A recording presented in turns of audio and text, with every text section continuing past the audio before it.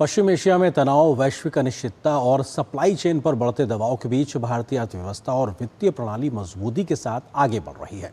भारतीय reserve bank की जून 2026 वित्तीय स्थिरता रिपोर्ट के मुताबिक भारत के मजबूत व्यापक आर्थिक आधार, बैंकों और गैर बैंकिंग वित्तीय संस्थाओं की बेहतर वित्तीय स्थिति तथा हाल के नीतिगत कदमों ने देश को वित्तीय व्यवस्था को बाहरी झटकों का सामना करने से पहले से कहीं ज्यादा मजबूत और सक्षम बनाया है।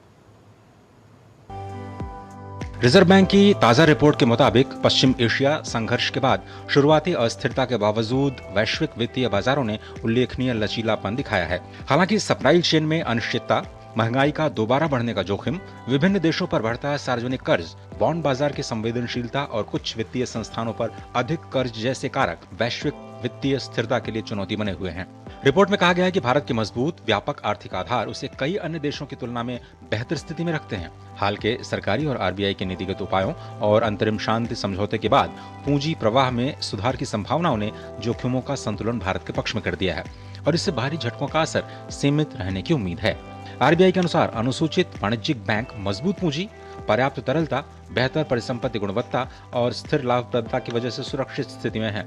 मैक्रो स्ट्रेस टेस्ट से भी संकेत मिले कि प्रतिकूल परिस्थितियों में भी बैंकिंग प्रणाली नियामकीय पूंजी मानकों से काफी ऊपर बनी रहेगी और संभावित झटकों को झेलने में सक्षम होगी। रिपोर्ट में गैर बैंकिंग वित्तीय कंपनियों यानी एनबीएफसी की वित्तीय स्थिति को भी मजबूत बताया गया है। बेहतर पूंजीकरण, स्वस्थ लाभप्रदता और परिसंपत्ति गुणवत्ता में सुधार से इस क्षेत्र की मजबूती बनी हुई है।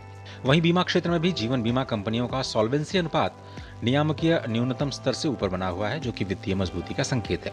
रिजर्व बैंक का कहना है कि वैश्विक चुनौतियां अभी समाप्त नहीं हुई, लेकिन भारत की बैंकिंग व्यवस्था, वित्तीय संस्थानों की सुदृढ़ स्थिति और मजबूत आर्थिक बुनियाद देश को वैश्विक अनिश्चितताओं के बीच भी स्थिर विकास की दिशा में आगे बढ़ने का भरोसा देती है। Bureau report, DD news.